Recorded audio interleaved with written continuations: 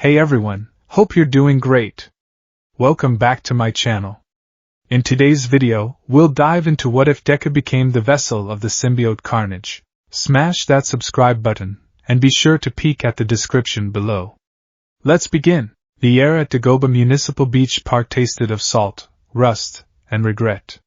For 10 long months, this had been Izuku Midoriya's sanctuary and his crucible. Every morning before the sun dared to peek over the horizon, and every evening long after it had surrendered to the sea, he was here. He was a small, green-haired figure lost in a mountain range of society's refuse, a testament to decades of illegal dumping. To anyone else, it was a scar on the coastline. To Izuku, it was the first page of his origin story. "Come on, young Midoriya! Put your back into it!" The voice, booming and full of life even in its withered state, echoed from atop a rusted, forgotten refrigerator. Tashinori Yagi, a skeletal man swallowed by his own tracksuit, watched with a keen eye. To the world, he was a ghost. To Izuku, he was All Might, the pillar of his entire world, and the man who had both crushed his dreams and then rebuilt them from the ashes. The American Dream Plan is not about simply moving trash. All Might coughed, a small trickle of blood appearing at the corner of his mouth which he wiped away with practiced nonchalance. It's about reclaiming your body.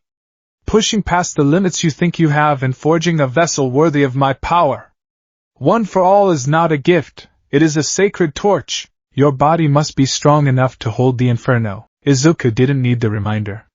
The inferno was all he could think about. He grunted, muscles screaming in protest as he single-handedly dragged a waterlogged sofa, its fabric a sickening shade of mold green, towards the growing pile for morning pickup. His arms, once noodle-thin, now had the wiry, defined shape of a young gymnast.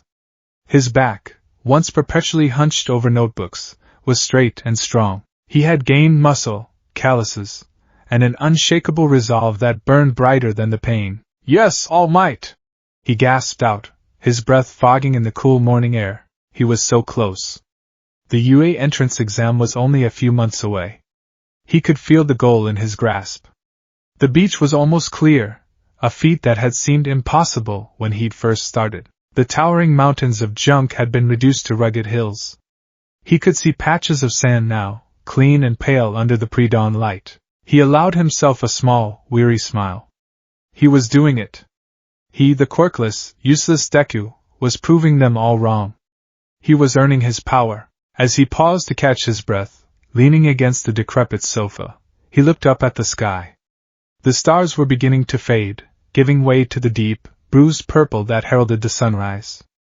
It was peaceful. It was the reward for his labor. Then, he saw it, a streak of light, far too fast for a plane, far too low for a satellite. It wasn't the gentle, hopeful arc of a shooting star. This was angry. It tore through the upper atmosphere with a violent, crimson-red incandescence, leaving a scar of smoke in its wake. It looked less like it was falling and more like it was being hurled at the earth. "All Might," Izuku said, his voice a whisper, pointing a trembling finger. "What is that?" Tashinori followed his gaze, his expression shifting from mentally encouragement to alarm. "That's not normal. Get back, my boy!" The sound came a moment later, a high-pitched, piercing shriek that seemed to violate the air itself. It wasn't the roar of friction, but something more organic, like a scream tearing through the vacuum of space. The red dot grew exponentially, a malevolent eye in the sky. It was aimed directly for them, or at least for the beach. "Get down!" All Might roared, his body instinctively tensing as if preparing to transform. Izuku dove behind a rusted-out car chassis just as the object hit. The impact was strangely muted.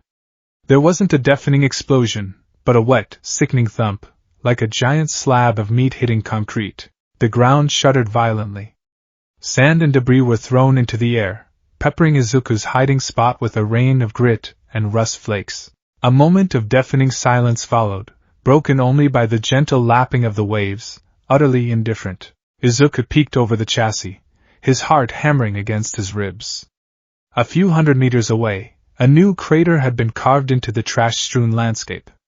Steam, thick and black, hissed from the impact site. "Young Midoriya, stay here!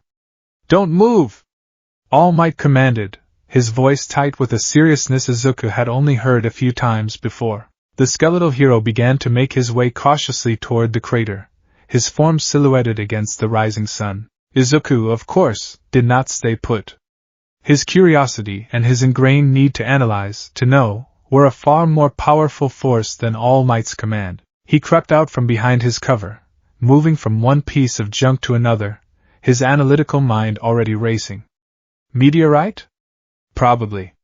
But the color and the sound were all wrong. It didn't burn white or yellow, it was deep red.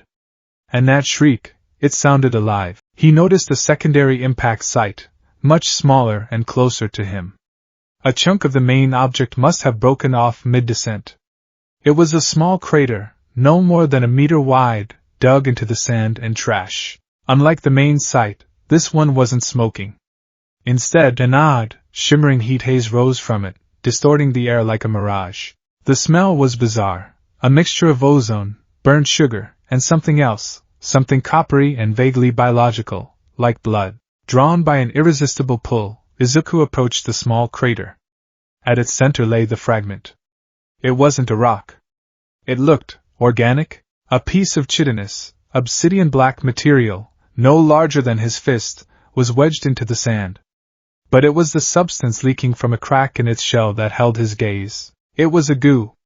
A thick, viscous liquid, the color of arterial blood, with veins of absolute black swirling within it. It pulsed with a slow, rhythmic light, a faint internal bioluminescence that seemed to beat in time with his own frantic heart. It looked wet and alive, a parasitic thing ripped from some alien host. He heard All Might call his name in the distance, his voice muffled. Midoriya, report! What do you see? The heat from the fragment was intense, making him feel dizzy and disoriented. The air was thick, heavy. His head swam. I should tell him. It could be dangerous. A biohazard? An alien organism? I need to get a sample, analyze its properties. No, that's stupid, I need to get away. His heroic instinct, the foolhardy, self-sacrificial core of his being, took over. What if it's dangerous to others? What if it spreads? I have to contain it. I have to. He reached out. It was a mistake he would spend the rest of his life paying for. The moment his fingertip brushed against the pulsating goo, it reacted with terrifying speed. It was not hot, as he expected, but shockingly cold. Before he could snatch his hand back, a tendril of the crimson substance lashed out, wrapping around his finger like a starving vine. There was no pain, just a sudden, invasive numbness. Gah! He cried out, stumbling back. But it was too late. The goo was no longer in the crater. It was on him. It flowed up his hand with the liquid grace of a predator, its color a stark, horrifying contrast to his pale skin. He tried to shake it off, to scrape it against a piece of scrap metal, but it was like trying to shake off his own shadow. It flattened itself against his skin, sinking in. He watched in abject horror as the red and black fluid wasn't just on his skin, but in it. It seeped into his pores, dissolving and reforming, moving with an unnatural intelligence. Thin, spiderweb-like veins of red spread up his arm, under the skin, a living tattoo mapping his circulatory system. The sensation was indescribable, a violation on a cellular level. It felt like a million ice-cold needles injecting an unknown substance directly into his blood, his muscles, his very bones. All Might! He shrieked, his voice cracking with terror. The hero was there in an instant, his skeletal form moving with a speed that defied his appearance. What is it, my boy? What happened? He saw Izuku's arm, the last of the crimson tendrils vanishing into the skin below his shoulder. For a terrifying second, his entire arm was covered in a network of pulsating red lines, like a flawed anatomical chart. Then, as quickly as it had appeared, it was gone. His skin was just skin again, albeit pale and trembling. There was no mark, no wound, no trace. It went inside me. Izuku stammered, his eyes wide with disbelief and fear. He clutched his arm, feeling for a lump, a wound, anything. There was nothing. It was just gone. All Might grabbed Izuku's shoulder, his expression grim. What did you touch? Tell me everything. Izuku, shaking, pointed to the small crater. The black, chitinous shell was still there, but it was now inert, cracked, and empty. The pulsing light was gone. Suddenly, a wave of nausea washed over Izuku. The world tilted on its axis. A feverish heat bloomed in his chest, spreading through his limbs. His head felt like it was splitting open. I don't feel so good, he mumbled before his eyes rolled back in his head and he collapsed into the sand. He awoke to the smell of antiseptic and the gentle beeping of a heart monitor. He was in a clean, white room. A hospital? No, this felt more private. He sat up, his head throbbing, and saw Toshinori Yagi sitting in a chair by his bed, looking even more gaunt than usual. You're awake, Toshinori said, his voice heavy with a profound exhaustion that had nothing to do with his time limit. You've been out for a few hours. I brought you to a private clinic run by an old friend. How are you feeling? My head, it hurts, Izuku said, touching his temple. What happened? The thing? It's gone, my boy. Whatever it was, it seems to have absorbed into your system completely, Toshinori explained, his face a mask of worry. We ran every skin we could. Blood work, MRIs, quirk factor analysis. Nothing. Absolutely nothing. Your vitals are perfect. In fact, he paused, looking at a chart. They're better than perfect. Your red blood cell count is up, your muscle oxygenation is at peak human levels. Medically, you're in the best shape of your life. It makes no sense. Izuku looked down at his arm. It seemed normal. He flexed his fingers. He felt fine. Better than fine, actually. The lingering soreness from his morning workout was completely gone. The pounding in his head was already starting to fade, replaced by a strange, humming energy that settled deep in his bones. So, I'm okay? He asked, a hopeful tremor in his voice. I don't know, All Might admitted, and that admission scared Izuku more than anything. This is beyond my expertise.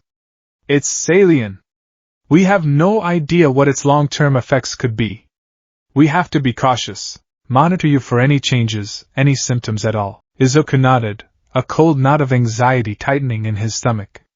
But beneath the fear, a forbidden thought began to sprout. What if this is a good thing? What if this is a quirk? He had been quirkless his whole life. Perhaps this was the universe finally giving him what he'd always wanted. It was a dangerous, desperate hope, but it was a hope nonetheless. He was discharged a few hours later, with strict instructions from All Might to rest for the remainder of the day. But rest was the last thing on Izuku's mind. That humming energy was still there, a low thrumming current of raw, kinetic potential thrumming through his veins. He felt like he could run a marathon.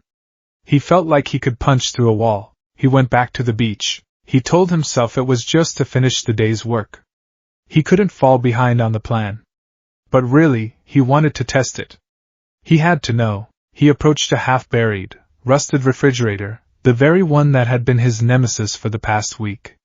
It had taken him and All Might a full hour to budge it the day before. He squared his shoulders, bent his knees, and took hold of the warped metal.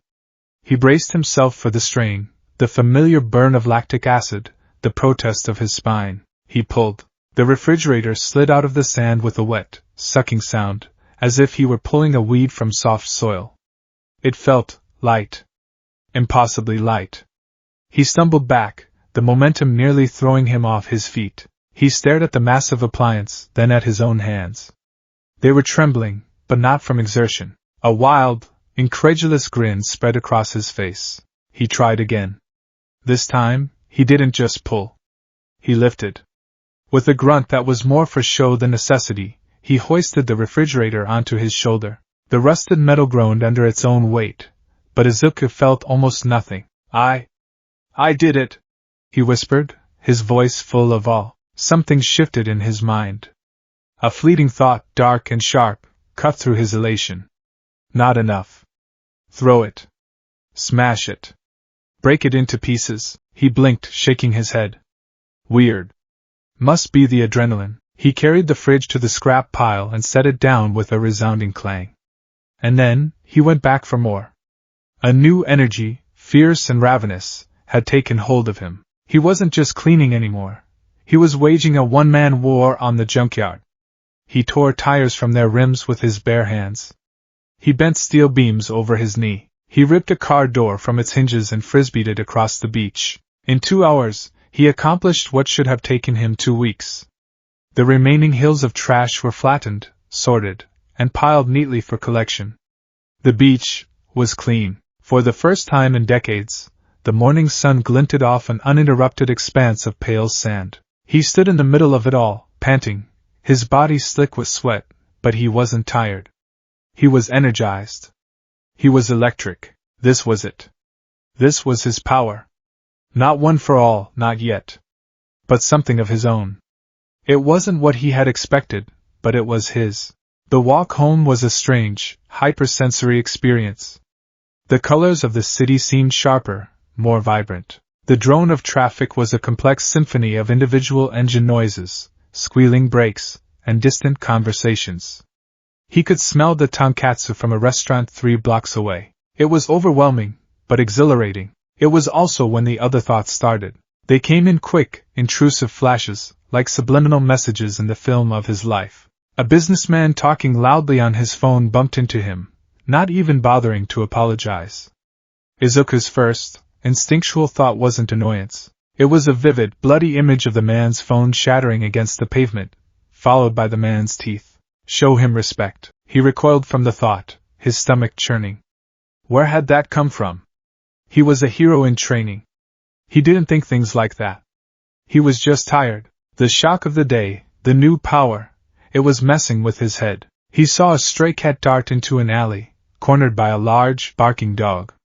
His heroic impulse surged. I have to help it. But it was immediately followed by a colder, more predatory whisper in the back of his mind. Claws. Teeth. Rip the dog apart. Fun. He stopped in his tracks, his blood running cold. He clutched his head, pressing his palms against his temples as if he could physically squeeze the thoughts out. This wasn't him. This was ugly. Vile. He would never, ever think something so horrible. He hurried home, his enhanced senses now a curse. Every angry shout, every blaring horn, every minor slight he witnessed on the street was accompanied by a flash of disproportionately violent imagery in his mind. A solution of blood and broken bones for every problem. By the time he reached his apartment, he was pale and shaking. He fumbled with his keys, desperate for the safety and normalcy of his room. Izuku? Is that you, sweetie? His mother's voice called from the kitchen. You're back late. Are you okay? I'm fine, Mom. He called back, his voice strained. Just a really, really long workout. I'm beat. I'm just gonna go to my room. He practically fled, shutting his bedroom door behind him and leaning against it, his chest heaving. He looked around the room, a shrine to all might. Posters of the symbol of peace beamed down at him from every wall, his iconic smile a beacon of hope and justice. Right now, it felt like an accusation. What's happening to me? He thought, sinking onto his bed. The humming energy had faded, replaced by a deep, psychic exhaustion. The violent thoughts, they had to be a side effect, a reaction to a foreign body. It would pass. It had to. He was going to be a hero. He was going to be like All Might. He couldn't be this dark, angry thing that was whispering in his head. He collapsed into his pillow, the weight of the day finally crushing him. He fell into a deep, uneasy sleep, hoping that when he woke up, everything would be back to normal. He was wrong. The dream was not a dream. It was an experience. He was floating in a cosmos of screaming crimson. There were no stars, only gaping maws of light that roared in silent agony. The nebulae were not gas and dust, but swirling clouds of blood and viscera. The very fabric of this reality was a pulsating, living tissue, a network of sinew and veins that stretched into an infinite, horrifying expanse. It was a universe made of flesh, and he was drowning in it. He felt a presence. It was ancient, vast, and utterly devoid of anything he would recognize as morality or reason. It was a consciousness of pure, unadulterated chaos. It bathed in this grotesque reality, not as a prisoner, but as its creator. Its God. He felt it turn its attention to him.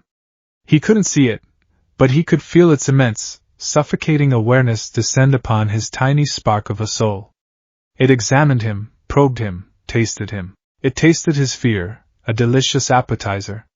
It tasted his pain, the years of bullying and loneliness, a rich, complex flavor. It tasted his ambition, his desperate, burning need to be a hero, and it found that to be the most intoxicating delicacy of all. A voice slithered into his mind. It did not speak in words, but in pure concept, a language of sensation and intent. The voice was slick and sibilant, like wet things crawling over each other in the dark. It was the sound of a predator smiling. It was laughing at him. At his ideals. At his silly, noble dream of saving people. Saving them from what? From the inevitable, beautiful release of chaos? From the magnificent artistry of a torn artery? It was the most absurd, hilarious thing the Presence had ever encountered. But the vessel was strong. So much emotion. So much passion. A furnace of feeling that it could feed on for a long, long time. Izuku felt his own consciousness shrinking under the weight of this alien mind. He was a bug under a microscope, a mouse in the coils of a python.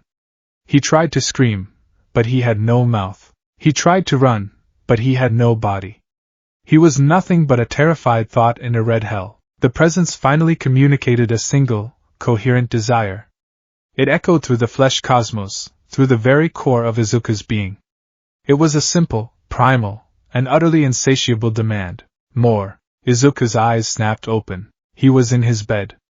The room was dark, save for the faint moonlight filtering through his curtains. His heart was a runaway train in his chest, and he was drenched in a cold sweat. His all-might bedsheets were twisted around him like a shroud. A dream, he gasped, the words catching in his throat. Just a nightmare. He sat up, swinging his legs over the side of the bed, trying to calm his breathing. The image of the red cosmos was seared into the back of his eyelids. The feeling of that voice was still crawling under his skin. He held up a trembling hand in the dim light to wipe the sweat from his brow, and he saw it. For a split second, under the pale moonlight, his skin was not his own. A network of thin, crimson veins pulsed just beneath the surface of his arm, glowing with a faint, malevolent light. They snaked their way from his fingertips to his shoulder. A living, alien circulatory system lay bare. They beat with a rhythm that was all their own, a hungry, parasitic pulse. He stared, frozen in a state of pure, unadulterated terror. He couldn't breathe. He couldn't scream. He could only watch as the red veins, as if startled by the light or his own conscious awareness, retreated. They sank back down, burrowing deep into his flesh like startled worms, vanishing from sight. His arm was normal again. Just pale, freckled skin, but he knew it wasn't a dream. He knew he wasn't sick. He wasn't alone in his body anymore. The 3 months separating the incident at the beach from the UA entrance exam were the longest of Izuku Midoriya's life. Sleep offered no escape, only a nightly baptism in the screaming, crimson hellscape he now knew intimately. The Presence, the entity that had taken root in his soul, was a constant companion. It had a name. It had whispered it to him in the flesh cosmos, a name that felt like grinding bone and wet, tearing fabric. Carnage. During the day, it was a subtle pressure in the back of his mind, a low thrum of discontent. It was a constant stream of dark commentary on the mundane world. A car cutting him off in the street was met with a whispery suggestion in his thoughts. We could wrap ourselves around its axle. Fun. A bird singing on a telephone wire prompted a different kind of thought, one of pure, predatory impulse. Fast. Catch it. Feel its heart stop beating in our hand. He fought it. Every hour of every day was a silent, desperate war waged within the confines of his own skull. He drowned the whispers in the roar of All Might's training videos. He smothered the violent urges with meticulous note-taking in his hero journals. He was building a fortress of heroic idealism in his mind, and Carnage was the tide of blood lapping at its walls, eternally patient, eternally hungry. His body, however, was a different story. The symbiotic bond had supercharged his physical development. He wasn't just meeting the goals of the American Dream Plan, he was shattering them. He could lift, run, and endure far beyond what should have been humanly possible. The power felt incredible, a forbidden thrill that coursed through his veins. But it wasn't his. It was a borrowed strength, and the interest rate was his sanity. The morning of the exam, he stood before his mirror, tying his tie. His reflection stared back, the same familiar mop of green hair, the same constellation of freckles. But his eyes were different. There was a haunted quality to them, a weariness that didn't belong on a 15-year-old. And if he stared too long, he could almost see a flicker of red deep within the green, a hungry spark in the darkness. Look at them, the voice of Carnage hissed in his mind, its tone dripping with contempt. All these little lambs, walking to the slaughter. They think this is a game. We'll show them what a real game looks like. Shut up, Izuku whispered to his reflection, his knuckles white as he gripped the sink. We're here to be a hero. We're here to save people. That's it. That's the deal. Saving is boring, Carnage purred. Breaking is art. He met All Might near the gates of UA. The skeletal hero placed a hand on his shoulder, his grip surprisingly firm. He looked into Izuku's eyes, and for a moment, the number one hero's gaze was filled with a profound, aching worry. I know this has been difficult, my boy, Toshinori said, his voice low. But today is your chance. That thing inside you, it is a tool. Nothing more.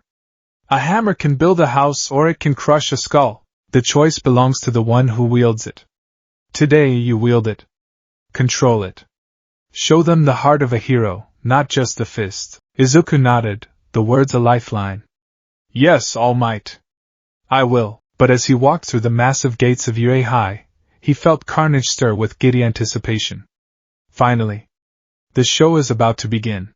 The written portion of the exam was a unique form of torture. For Izuku, it was a battle on two fronts. He had to focus on complex equations and historical precedents, while simultaneously wrestling with a bored, sociopathic entity that found the entire concept of standardized testing to be an insult to its existence. Paper. So much paper, Carnage sighed in his head, the mental sound like the deflating of a lung. We could turn our fingers into blades. We could make confetti. So much prettier. Red confetti would be best. Focus! Izuku screamed back in his mind, his pencil snapping in his grip. He grabbed a spare, his cheeks burning with embarrassment as a few nearby examinees glanced over. He managed to finish, his brain feeling like a war zone. Then came the orientation in the auditorium. The sheer scale of the room, packed with hundreds of hopeful students, was overwhelming. The air was thick with nervous energy, ambition, and the faint scent of hair gel. It was a feast for the symbiote. So much noise. So much meat, it whispered, drinking in the atmosphere. Anxious. Afraid. Delicious. Izuku hunched his shoulders, trying to make himself small, trying to block out the sensory overload. His enhanced hearing picked up every whispered doubt, every confident boast, every nervous heartbeat in the room. Present Mike, the voice hero, exploded onto the stage in a riot of leather and hair gel. Welcome to today's live performance, everybody.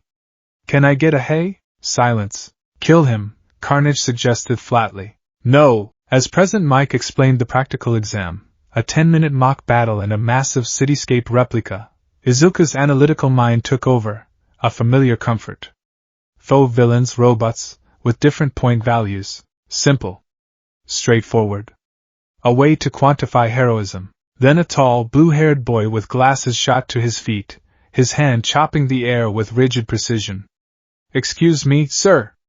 A question? Izuku recognized him from the gate. The boy who'd chastised him for muttering. On the printout, there are 4 types of villains listed.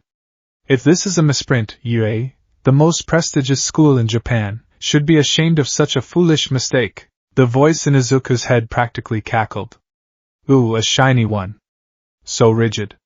He'll make a lovely snapping sound when he breaks. Stop it, Izuku pleaded internally, shrinking further in his seat as the boy then turned and pointed directly at him. And you, with the curly hair. You have been muttering this entire time. It is distracting. If you are not taking this seriously, then you should leave. A wave of heat washed over Izuku's face. The familiar sting of being singled out, of being called out as a nuisance, was a pain he knew well. But this time, it was different. His shame was immediately consumed by a surge of ice-cold, alien anger. It wasn't his anger. It was Carnage's, rising to defend its host, its property. Let me talk to him, the symbiote hissed, a predatory edge to its mental voice. Let me peel that self-righteous skin from his bones and show him what real distraction looks like. No! He's right, I was being distracting, Izuku mumbled, bowing his head. He forced the anger down, wrestling it back into its cage. He could feel the symbiote sulking, a disappointed predator denied its kill. President Mike explained the fourth robot, the zero-pointer, was just an obstacle to be avoided. A gimmick. The lights dimmed, and the Yui school motto blazed on the screen behind him. Plus Ultra! Good luck, everyone! Izuku stood before the towering gates of Battle Center B, his heart a frantic drum against his ribs. He was dressed in a simple green tracksuit, a stark contrast to the flashy, hero costume-inspired gear of the other students. He bounced on the balls of his feet, trying to burn off the nervous energy that was making Carnage practically giddy. Finally, it sang in his mind. Time to play. Okay, Izuku whispered to himself, a mantra of control. Small bursts. Just enough. Reinforce my fists, enhance my legs. No blades. No tendrils. No transformations. I can do this. I'm in control. We'll see, Carnage chuckled. Right, let's start. President Mick's voice boomed from unseen speakers. Get going! There are no countdowns in real fights. The massive gates slid open. While everyone else hesitated for a second, caught off guard, Izuku shot forward. He didn't even think. He just moved. The power from the symbiote flooded his legs, and he exploded from the starting line, a green blur leaving the other examinees in the dust. The world became a smear of concrete and steel. The speed was intoxicating. He rounded a corner and came face to face with his first target. A one-point robot, a sleek, green machine with a single red eye, rolled towards him on tank treads. It raised a mechanical arm, a laser cannon charging with a high-pitched whine. Tear its eye out. Rip off its arms. Let's see what its insides look like. No! Izuku grunted aloud, clenching his jaw. He followed All Might's advice. The heart of a hero, not the fist. He wasn't here for destruction. He was here to disable, to save, to win points. He leaped, a gravity-defying arc that easily cleared the robot's laser blast. As he came down, he drew on the symbiote's power, but only a fraction. He felt a strange, biokinetic energy flow into his right arm. It didn't change shape, but he could feel the tissue beneath his skin hardening, becoming impossibly dense. He punched the robot's head. The sound was not a heroic smash. It was a sickening crunch, like a sledgehammer hitting a block of ice. The robot's metal chassis crumpled inwards, its head caving in on itself. The red eye flickered and died. Sparks fizzled from its neck. 1 point. Izuku landed, shaking his hand. There was no pain, only a faint, pleasurable vibration that echoed up his arm. And something else. A feeling. It was a jolt of raw, primal satisfaction. He had destroyed something. He had asserted his dominance. A part of him, a dark, hungry part that was growing stronger every day, had enjoyed it. Yes, Carnage whispered, its voice full of smug satisfaction. Good. Again. Izuku shook his head, trying to clear the unnerving glee that was bubbling in his chest. It's just relief, he told himself. Relief that it worked. But he knew it was a lie. He sprinted down the street, a predator hunting his metallic prey. He found a 2-pointer and a 3-pointer menacing a group of other students. He didn't hesitate. He became a whirlwind of controlled violence. A leg sweep, his shin reinforced to the hardness of diamond, buckled the legs of the 3-pointer. A powerful uppercut, feeling the satisfying give of metal under his knuckles, sent the 2-pointer flying into a wall. He was efficient. He was brutal. He racked up points at an astonishing rate. 16, 24, 31, 45. He moved with an inhuman grace and a terrifying purpose, a green-clad whirlwind of destruction. The other students began to give him a wide berth. They saw his power, but they also saw the unsettling intensity in his eyes, the way his smile seemed just a little too wide, a little too sharp. Every time he brought a robot down, Bakugo saw him from a rooftop. He had been blasting his way through the city, his explosions a symphony of self-assured power. Then he saw Deku. The quirkless, useless Deku he tormented his entire life, moving like a demon.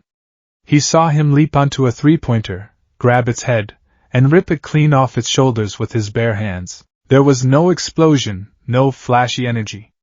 Just raw, terrifying, physical force. Bakugo's hands sparked, his teeth grinding. "What the hell is that, Quirk?" he snarled.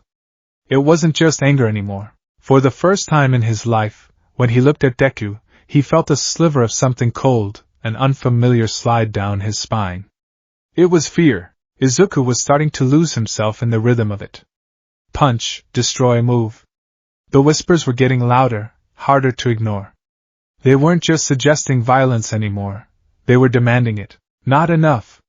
This is just breaking toys. We need something that bleeds. Something that screams. 2 minutes left. Present Mix's voice echoed, snapping Izuku out of his trance. He looked around. The street was littered with the smoking husks of his victims. He had 58 points. He had probably done enough. He should find a safe place, wait out the clock. That's when the ground began to tremble. A deep, groaning sound, like the world itself was cracking open, reverberated through the city. Buildings shook, their windows rattling.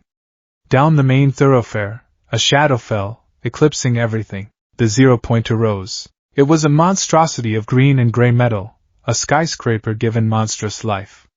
It was bigger than any building in the testing center. Its single red eye scanned the cityscape, and its massive arms, each one the size of a bus, swiped at the tops of buildings, sending debris raining down onto the streets below. The effect was instantaneous. Panic. Everyone ran. The confident examinees, the powerful ones, the ones who had been effortlessly blasting their way through the exam, all turned and fled in terror. It's not worth any points. Just avoid it. Someone screamed. Izuku felt it too. A primal, gut-wrenching fear. It was too big. Too powerful. His reinforced punches would be like mosquito bites against that armored hide. Now this is a toy. Carnage roared in his head, a wave of pure, ecstatic bloodlust that nearly buckled his knees. Let us climb it. Let us tear it apart plate by plate. Let us show them what real destruction is. No, we have to run. Izuku gasped, turning to join the retreat, and then he heard it. Oof. A small cry of pain, nearly lost in the cacophony of destruction. He whipped his head around. There, in the shadow of the colossal robot, was the girl.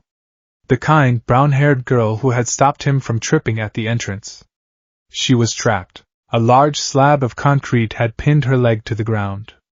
She was struggling, her face pale with fear, as the zero-pointer took another lumbering step towards her, its massive foot poised to crush her. Something inside Izuku broke. All his life, he had wanted to be a hero. He had dreamed of the moment, the choice. The moment where he would see someone in danger and run towards it, not away. His legs had failed him with the sludge villain. He had stood by, useless, while Bakugo suffocated. Not again.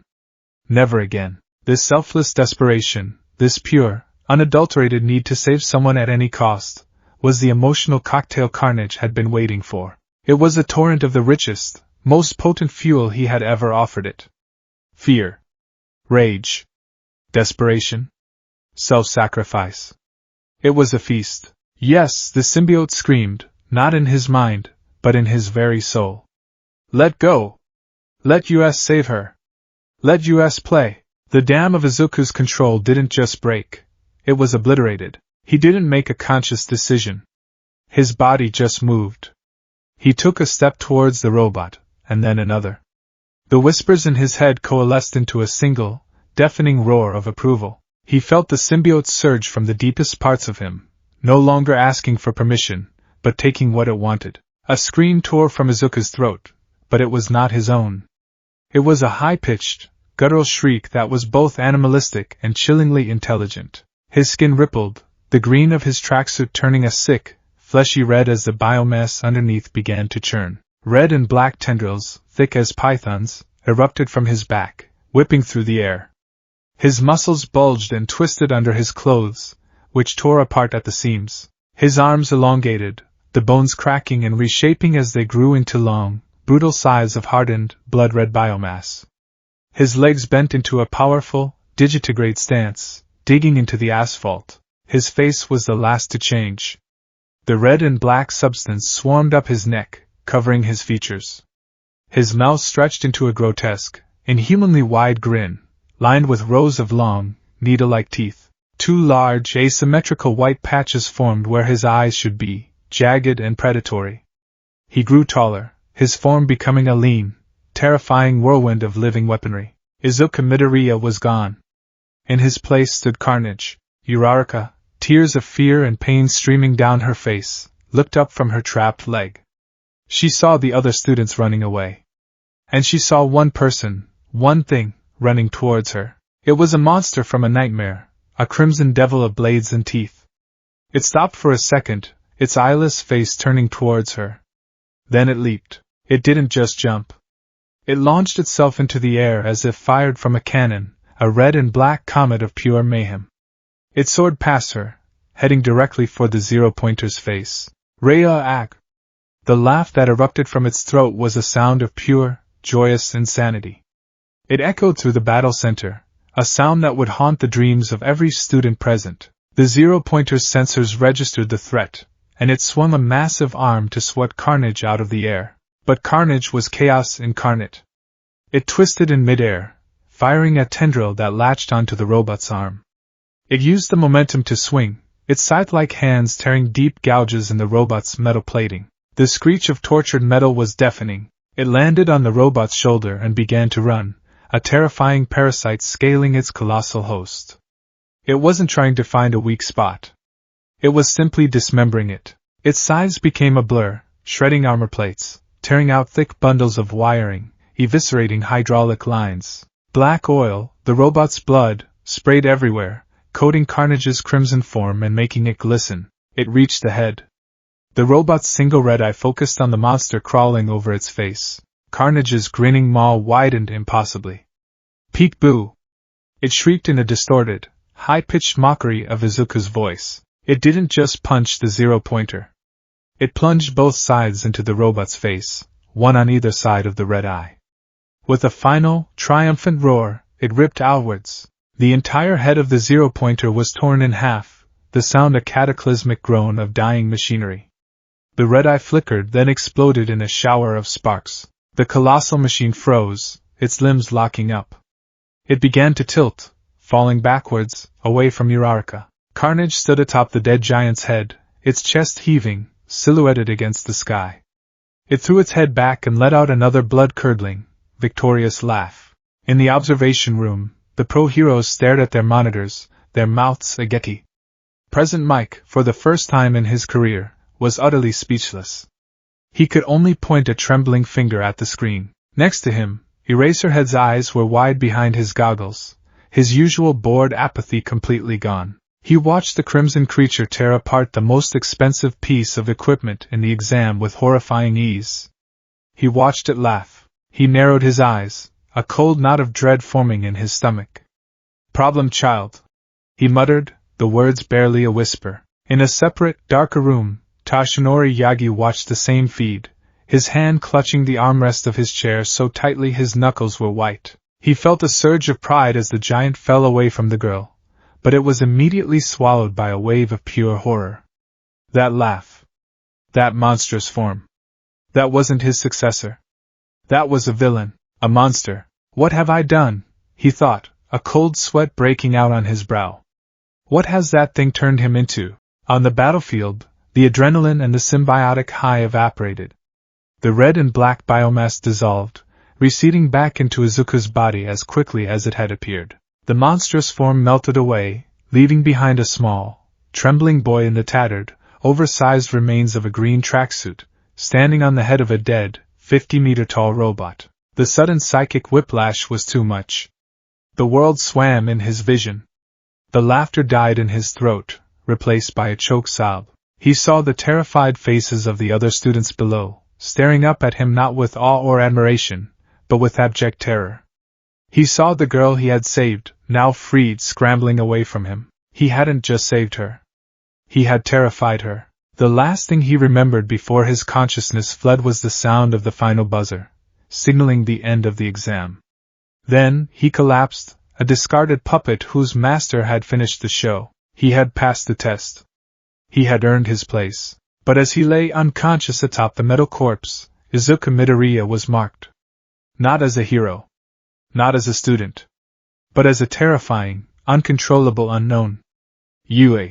High had just accepted its greatest weapon, and its most devastating secret. Izuku woke up to the smell of disinfectant and the gentle, rhythmic beeping of medical equipment. For a horrifying moment, he was back in the private clinic, the phantom feeling of the symbiote's initial invasion crawling under his skin.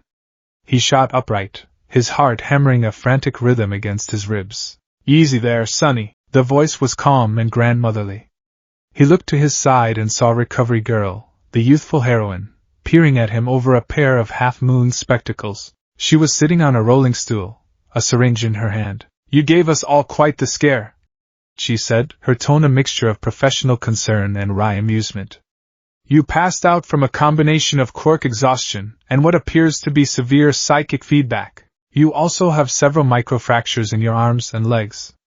Nothing my kiss can't fix, but you shouldn't make a habit of pushing your body so grotesquely. Izuku looked down at his arms, wrapped in clean white bandages. He remembered the feeling.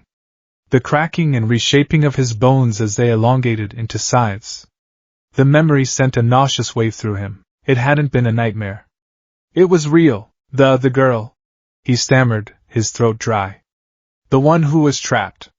Is she okay? Recovery Girl's expression softened. She's fine. A sprained ankle, but otherwise unharmed. She wanted to thank you, you know. Came by while you were still out. A small, knowing smile touched her lips. You got in, by the way. First place. The words should have been a triumphant fanfare. First place. He had done it. He had surpassed Bakugo. He had proven he belonged. But the news landed with a dull thud in the pit of his stomach. First place? He asked, confused. But I only got 58 villain points, 60 rescue points. Recovery Girl clarified, tapping a chart at the end of his bed. A new record. Saving that young lady from the zero-pointer was the most heroic act our judges saw all day. Your methods were unconventional, but the result was undeniable. Unconventional. That was one word for it. Monstrous was another. He remembered the feeling of pure, unadulterated joy as he had torn the robot apart. That wasn't his joy. It was Carnage's. He had been a passenger in his own body, a terrified spectator at a snuff film where he was the star. It was beautiful. A familiar voice whispered in the quiet of his mind, slick with satisfaction. They screamed. They ran. They feared us. It was a perfect debut. Izuku flinched, squeezing his eyes shut. Shut up, he breathed, so quietly Recovery Girl didn't hear. He was discharged with a lollipop and a stern warning to take it easy. The walk home was a blur. He couldn't shake the feeling of hundreds of eyes on him, the memory of the other students' terrified faces. He hadn't inspired hope. He had sown terror. Was this what being a hero felt like? His acceptance letter arrived 2 days later. It wasn't a paper letter, but a small projection device. He activated it in the privacy of his room, and a hologram of All Might flickered to life. I am here, as a projection, the hero boomed. But his usual triumphant energy was muted, his smile strained. After congratulating Izuku on passing, the hologram's expression turned serious. Young Midoriya. Izuku. We need to talk. Your performance at the exam, it was magnificent, in its own terrifying way. You saved that girl's life without hesitation. That is the heart of a hero, and it's why I chose you. But the power you displayed, the projection of All Might's side, the sound staticky. It was not heroic. It was monstrous. This symbiote, it's a darker, more dangerous power than I could have ever imagined. The other teachers, the board, they are concerned. You've been flagged as a high-risk, high-potential student. They will be watching you. Every moment, the hologram leaned forward, his blue eyes seeming to pierce through the screen. You must learn to control it, my boy. You must master it, or it will master you. UA will be your greatest trial. Do not fail it. Do not fail me, the message ended. Izuku sat in the silence of his room, the hero's words echoing in the space Carnage now occupied. "He's afraid of us," the symbiote purred, a dark and smug amusement coloring its tone. "The big, smiling man is afraid of what we can do. Good. Fear is a start. Soon, it will be worship." Izuku buried his face in his hands. He had gotten his wish. He was going to UA. It felt less like a dream come true and more like the beginning of a life sentence. The first day of class at UA High was a nerve-wracking affair. Finding Class 1A was an ordeal in itself, the hallways a labyrinth filled with students whose confidence seemed to radiate off them in waves. Izuku felt like an imposter, a wolf who had somehow stumbled into a sheepdog competition. He slid open the massive door to 1A and was immediately greeted by a familiar, rigid voice. "Do not put your feet on the desk. Such an action is an insult to our upperclassmen and the craftsmen who made this furniture." It was the tall boy with glasses from the exam, locked in a one-sided argument with a scowling, ash-blonde figure whose feet were defiantly propped up on his desk. Katsuki Bakugo. Izuku froze. He hadn't seen Bakugo since the exam. He didn't know what to expect. Explosive rage? Scornful dismissal? Bakugo's crimson eyes snapped towards the door, and for a split second, they met Izuku's. The usual sneer was there, but it was brittle. Underneath the anger, Izuku saw the same thing he'd seen in the other students' faces at the battle center, a flicker of confusion, and a deep, unsettling uncertainty. Bakugo didn't understand what he had seen Deku do, and that lack of understanding was a crack in the foundation of his world. Before a confrontation could erupt, a cheerful voice cut through the tension. "Oh, it's you!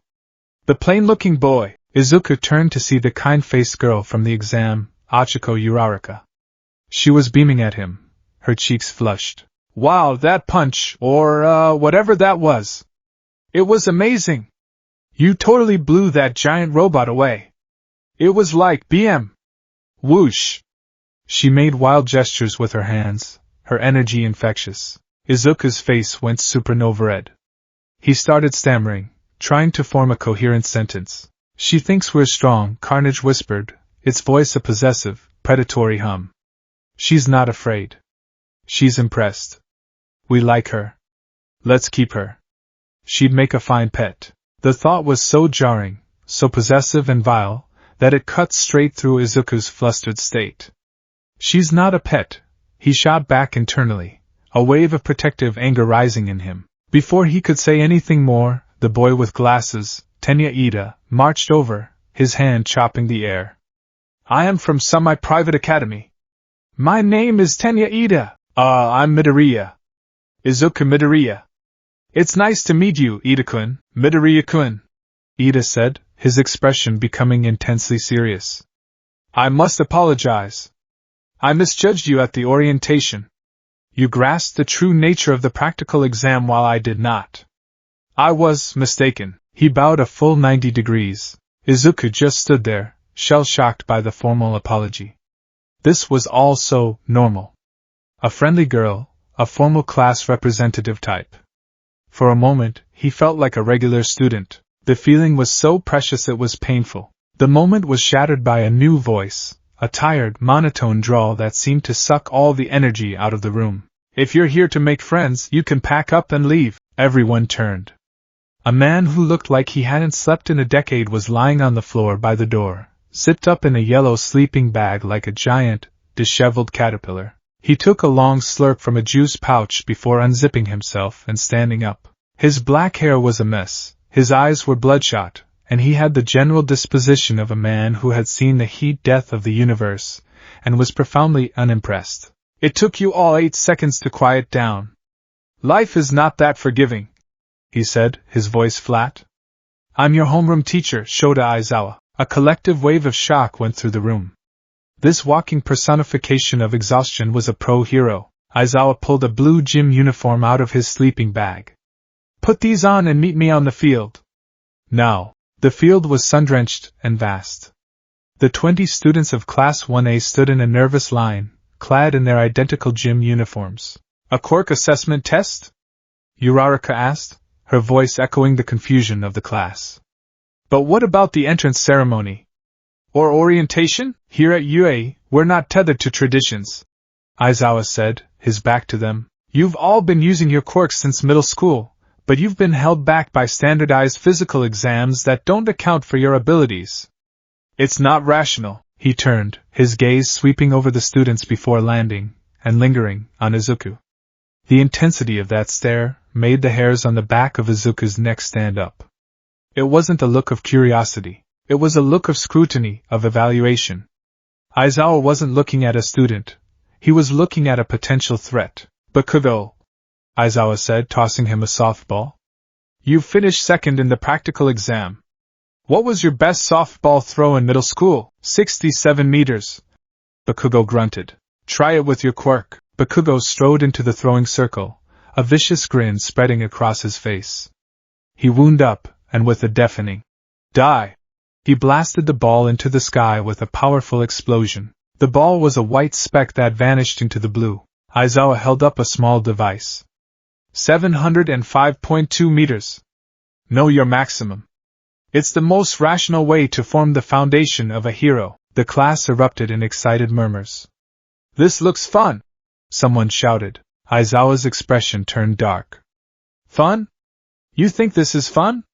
His tired eyes seemed to ignite with a dangerous red glow, and his capture weapon scarf began to float ominously around him. You have 3 years to become heroes.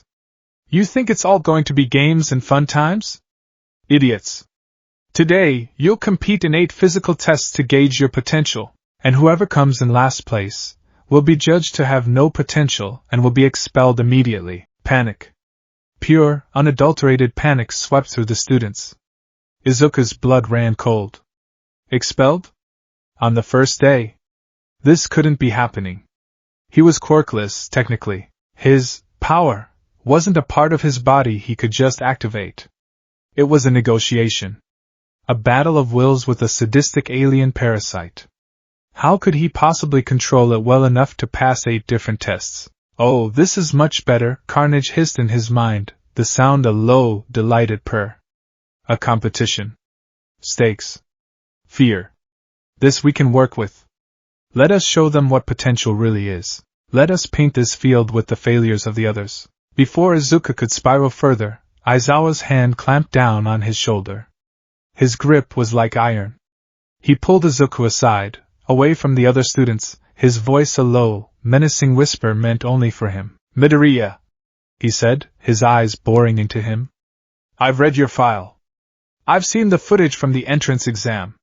You went from a terrified child to a rampaging monster in the blink of an eye. You destroyed a multi-million yen piece of hardware and traumatized half the applicants.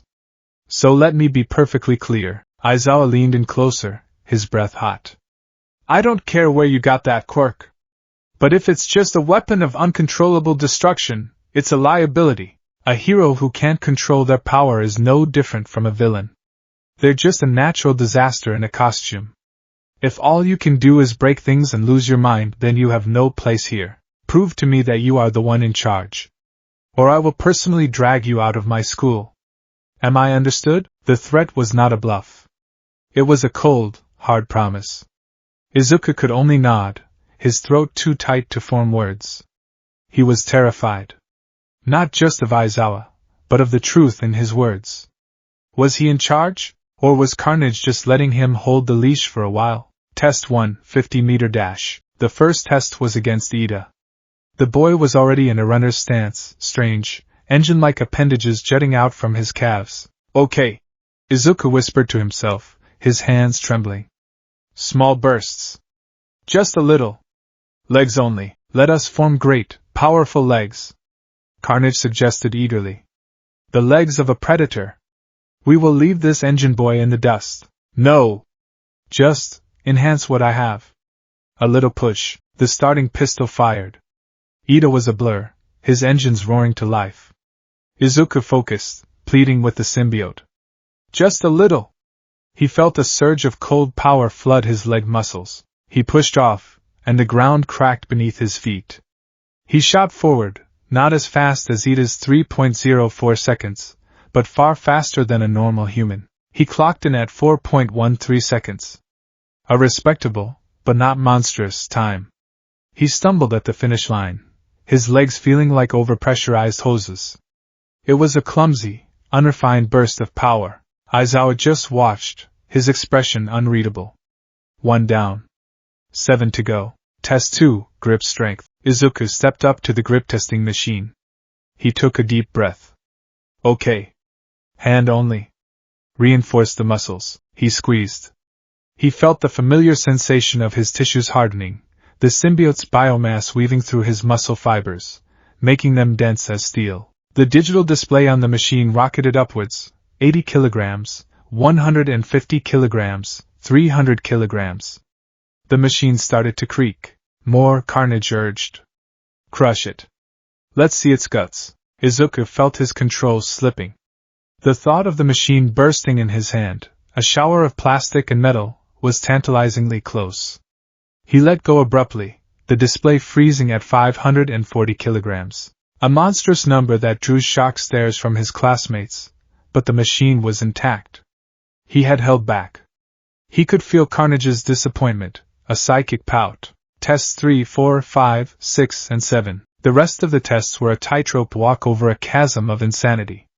For the standing long jump, he used another controlled burst in his legs, clearing the sandbox entirely. For the repeated side steps, he used micro bursts of agility, his movements becoming jerky and unnatural, but effective.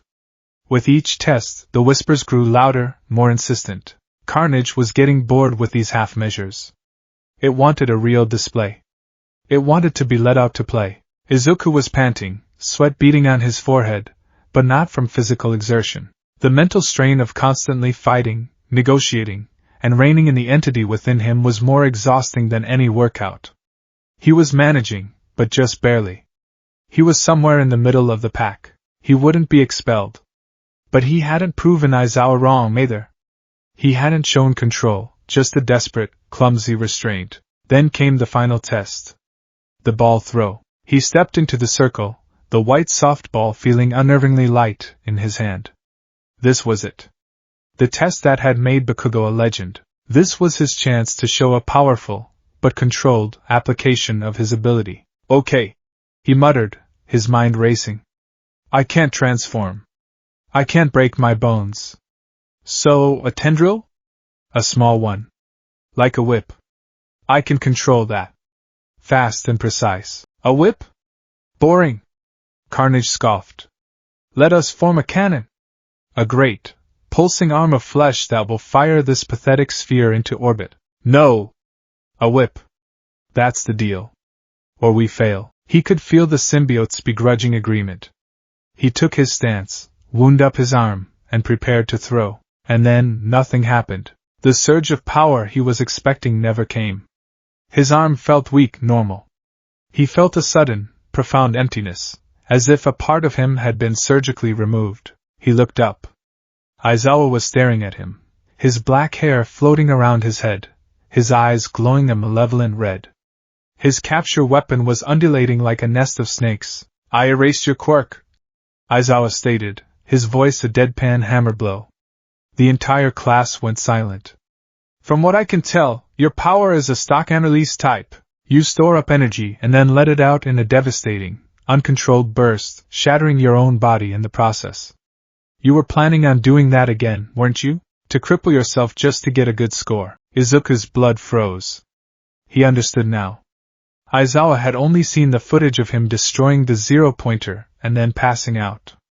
He didn't know about the conscious entity, the monstrous transformations. He thought Izuku had a self-destructive strength quirk, just like One for All would have been without the training. He thought he was saving Izuku from himself. Someone who can't be of use after firing off one shot can't be a hero. Aizawa continued, his quirk deactivating as he blinked. The floating hair and scarf fell limp. I've returned your quirk. You have one more throw. Get it over with. He turned his back, dismissing him. Humiliation washed over Izuku. It was hot and sharp. He had been so careful, so controlled, and his teacher still saw him as a reckless, self-destructive child. And now he was on the spot. Everyone was staring. Bakugo was watching with a predatory, analytical glint in his eyes. A new emotion boiled up inside him, mixing with the humiliation. It was a hot, defiant rage. He wasn't a child. He wasn't reckless. He would show him. He would show them all. This powerful, emotional surge was exactly what Carnage had been waiting for. It wasn't a desperate plea for help this time. It was a conscious decision, an emotion Izuku was embracing, and the symbiote pounced on it. He doubts us, Carnage hissed, its voice no longer a whisper but a roar that filled his head. He thinks we are weak. Uncontrolled. Let's give him a show. Let's show him what real control looks like. Let's show him our art. Izuku gritted his teeth. Fine, he thought, a silent, desperate agreement. But just a throw. He wound up again. This time, he didn't try to suppress the symbiote. He opened the floodgates. The power that surged through him was unlike anything he had felt before. It wasn't a clumsy burst. It was a torrent of pure, liquid chaos, and for a terrifying second, he and Carnage were in perfect sync, their wills aligned in a singular purpose: to defy the man who had dismissed them. His throwing arm didn't just harden. It unraveled. The skin on his right arm split open, not with blood and gore, but with a writhing mass of crimson and black tendrils. They coiled and twisted, weaving together at impossible speeds. His fingers elongated into claws, his forearm thickened into a grotesque cannon of living flesh, and a single, powerful tendril, thick as a bullwhip and tipped with a vicious barb, erupted from the back of his hand. It was a monstrous, beautiful, horrifying transformation contained to a single limb. The tendril moved faster than the eye could see. It snapped forward, snatched the softball from his grasp, and with a sound like a thunderclap, it hurled the ball towards the sky. The sonic boom it created kicked up a massive cloud of dust, knocking several students off their feet. The ball was gone. Not a speck in the sky. It had simply vanished into the stratosphere. Izuku stood there, panting, his transformed arms still smoking with released energy. The crimson biomass slowly, fluidly, retracted, the tendrils weaving back under his skin, which sealed itself without a scar. He was left with his normal, trembling, freckled hand. He stared at it in abject horror. He had done more than just throw a ball. He had let the monster out. Just for a moment. Just a taste. The entire class was silent, frozen. They were staring at him with the same wide-eyed terror he had seen at the entrance exam. Uraraka had a hand over her mouth. Ida's glasses were askew. Bakugo's jaw was on the floor. His mind, which had always categorized Deku as a pebble, was now struggling to comprehend a mountain. An explosion, he understood. But this living, morphing, unnatural thing, it defied all logic. An unholy rage, born from fear and confusion, began to boil in his gut. Deku! He roared, launching himself forward, his hands sparking. What the hell was that? Explain yourself, you bastard! Before he could reach Izuku, he was ensnared in Aizawa's capture weapon. Stand down, Aizawa said, his voice dangerously calm. He was staring at Izuku, and for the first time, his bored expression was gone. It was replaced by a look of profound, analytical shock. He hadn't been expecting that. He had been expecting a broken arm, not a controlled, terrifying metamorphosis. He held up the device. The screen read, Infinity, Infinity. A slow, wide, unnerving smile spread across Aizawa's face. It was the smile of a man who had just been handed the most fascinating, and the most dangerous, problem he had ever encountered. Not bad, Midoriya, he said, the words sending a chill down Izuku's spine. Not bad at all. The crisis was averted. He had proven his power. He hadn't been expelled. But as he looked at the terrified faces of his classmates, at the hungry, analytical look in his teacher's eyes, and at the seething, confused rage on Bakugo's face, Izuku felt a cold, sinking dread. He hadn't shown them a hero. He had shown them a monster that knew how to follow an order. And now, they were all watching it. Waiting to see when it would break its leash for good. The days following the quirk assessment test were a fragile, unnerving piece. Izuku had secured his place in Class 1A, but it was a place defined by a wide, invisible perimeter of fear and uncertainty. His classmates were no longer overtly terrified of him, but a subtle distance remained. Conversations would quiet when he approached, study groups would form without him, and he would often catch sidelong glances filled with a morbid curiosity, as if they were watching a bomb and wondering when it might go off. Uraraka and Ida were the exceptions. Uraraka, with her boundless optimism, seemed to see his power as just another amazing quirk, albeit a super creepy and intense one. Ida, ever the pragmatist, saw a classmate with immense potential who simply required rigorous discipline and ethical guidance. Their friendship was an anchor in the swirling chaos of Izuku's mind, a small, brightly lit island of normalcy. The chaos, however, was never far. Carnage was pleased. The infinity score had been a heady drug, a taste of the recognition and fear it craved. It had been relatively quiet since the test, content to lurk in the back of his mind, offering its usual dark commentary but without the insistent, demanding pressure. It was like a satiated predator, digesting its meal and patiently waiting for the next hunt. This quiet was, in its own way, more terrifying than the noise. It was the calm before a storm Izuku knew was inevitable. He spent his time desperately trying to build bridges. Not just with his classmates, but within his own soul. He would meditate for hours in his room, surrounded by the smiling visages of All Might, trying to find a mental space where he could communicate with the symbiote without being overwhelmed. He envisioned a negotiation table in the vast, red emptiness of his mindscape.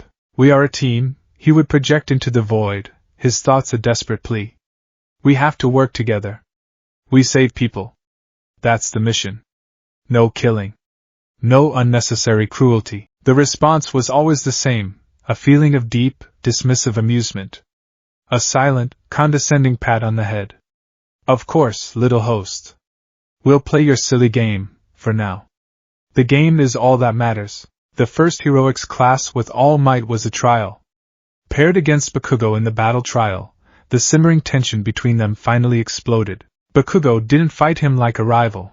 He fought him like an exterminator trying to put down a monster.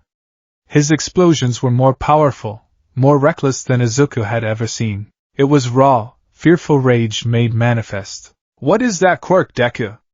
Bakugo had screamed, his face contorted in a mask of fury as he cornered Izuku. "It's not yours! It's wrong!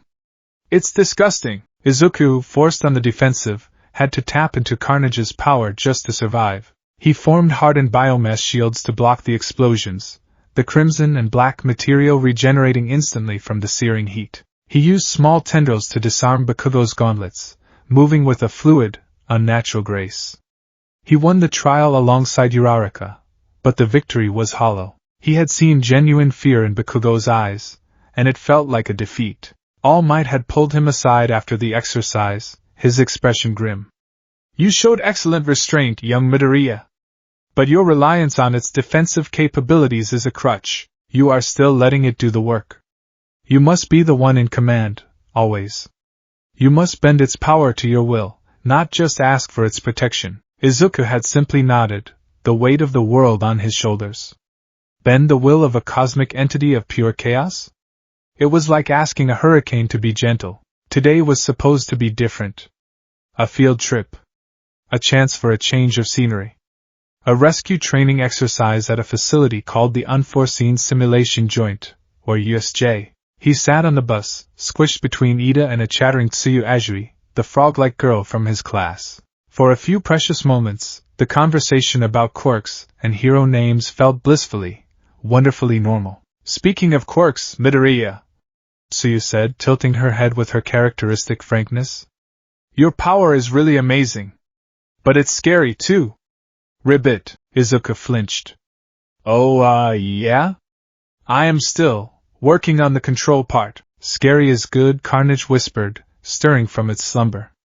"Scary means they won't get in our way." The bus arrived at the massive domed facility. Stepping inside, the class gasped in awe. Before them lay a sprawling landscape of simulated disaster zones, a shipwreck, a landslide, a conflagration, a windstorm, all centered around a large plaza with a fountain. Greeting them was the space hero, 13, their suit bulky and astronaut-like. "Welcome!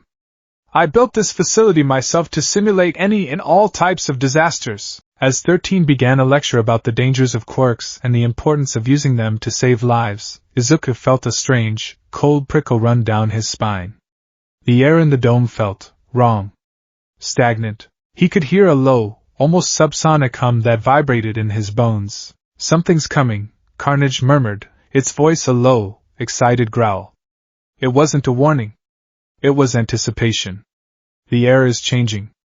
The game is about to start. Aizawa, standing beside 13, seemed to notice it too. His head snapped up, his eyes narrowing towards the central plaza. 13, protect the students. The fountain in the center of the plaza sputtered and died. From its dry basin, a swirling vortex of dark, purple-black mist began to expand, like a wound opening in the fabric of reality. From the center of this miasma, a hand emerged, pale and covered in scars. Then another. A figure stepped out, a lanky man with shaggy, light blue hair, his face and body obscured by an unsettling collection of severed hands that were clamped onto him. He was not alone. From the dark portal, villains began to pour out. Dozens of them. A motley crew of thugs and lowlifes, their faces twisted in cruel sneers and manic grins. What's that? Kirishima asked, his voice tight with confusion. Is this part of the training too? Stay back! Aizawa roared, pulling his yellow goggles over his eyes. His capture weapon unfurled, floating around him like a nest of angry serpents. This is real. Those are villains. The words hit the students like a physical blow. Real villains. Not robots. Not a simulation. The man covered in hands, Tamura Shigaraki, scanned the assembled students and heroes, scratching his neck with a frantic, agitated motion. Eraserhead and 13, according to the schedule we stole, All Might is supposed to be here. A little change of plans, but no matter. His gaze, burning with a childish, nihilistic rage, fell upon the students. I wonder if he'll show up if we kill a few of his kids. The threat was so blunt, so devoid of theatrics, that it was utterly terrifying. Carnage, however, was ecstatic. A symphony of raw, negative emotions, fear, panic, bloodlust, washed over it. This was a feast beyond its wildest dreams. Yes. Yes. So many new toys, it shrieked in Izuku's mind, a wave of pure, orgasmic joy that made him feel sick to his stomach. Look at them, Izuku. So fragile. So breakable. Let's play. Let's play. Let's play. No! Izuku gasped aloud, clutching his head as he fought back the symbiote's euphoric bloodlust. He had to stay in control. He had to be a hero. Aizawa leaped into action, a black-clad dervish descending the stairs to take on the mob of villains head-on. 13, get them out of here! Kaminari tried to get a signal, but it was too late. The purple mist, a villain in its own right, swirled and expanded, blocking the exit. A deep, cultured voice emanated from the mist. It is a pleasure to meet you. We are the League of Villains. And we are here to kill All Might. The mist, Kurojiri, enveloped the students.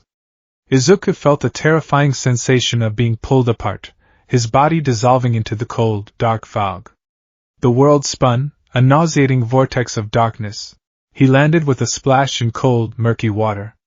He surfaced, sputtering, and found himself in the shipwreck zone. The ceiling of the dome was high above, and he was surrounded by villains with aquatic quirks, their forms grotesque and fish-like, circling him in the water like sharks. He wasn't alone. A few meters away, Mineta, the small, purple-haired boy, was screaming his head off in sheer panic. Tsuyu Ajiri, however, was perfectly calm, clinging to the side of the ship. Midoriya-chan! Mineta-chan! Over here! She called out, her voice steady. Izuku swam towards her, his mind racing. Okay, analyze the situation. Multiple villains, water-based quirks. Tsuyu has an advantage here. Mineta is... Mineta.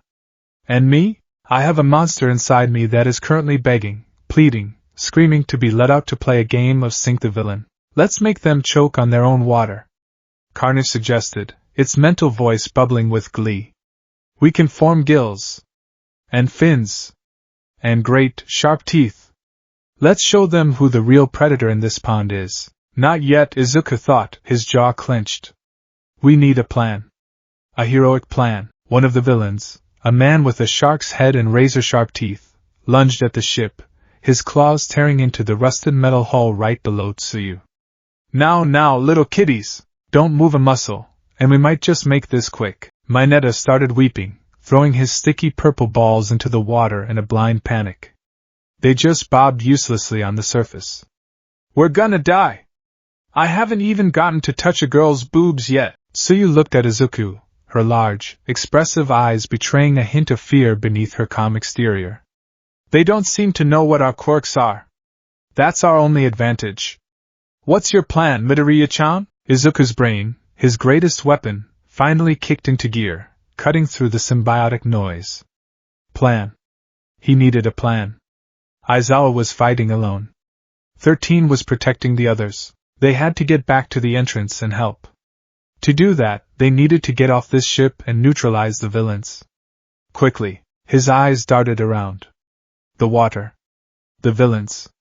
Mineta's useless-looking quirk.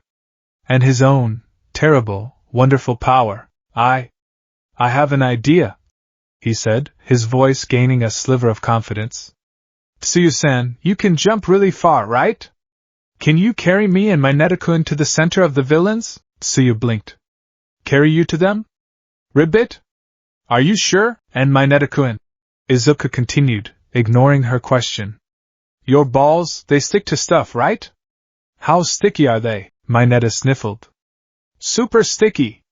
Depending on how I'm feeling, they can stick for a whole day. Perfect, Izuku said, a wild, dangerous glint in his eyes. Here's what we're going to do, he explained the plan quickly. It was insane. It was reckless. It was their only shot. Tsuyu wrapped her long, powerful tongue around Izuku and Mineta's waists. Hold on tight, she said. With a mighty push of her legs, she launched them from the ship, soaring in a high arc over the water. Now! Izuku screamed. Mineta, still crying, began ripping the purple balls from his head and throwing them into the water below, creating a sticky minefield on the surface. The villains looked up, confused by the bizarre aerial assault. They were directly over the center of the group of villains now. Izuku! Carnage whispered, its voice practically vibrating with excitement. Our turn, okay. Izuku whispered back. Just like we practiced in my head. A burst. A single, powerful, focused burst. No blades. No transformation. Just force. He took a deep breath.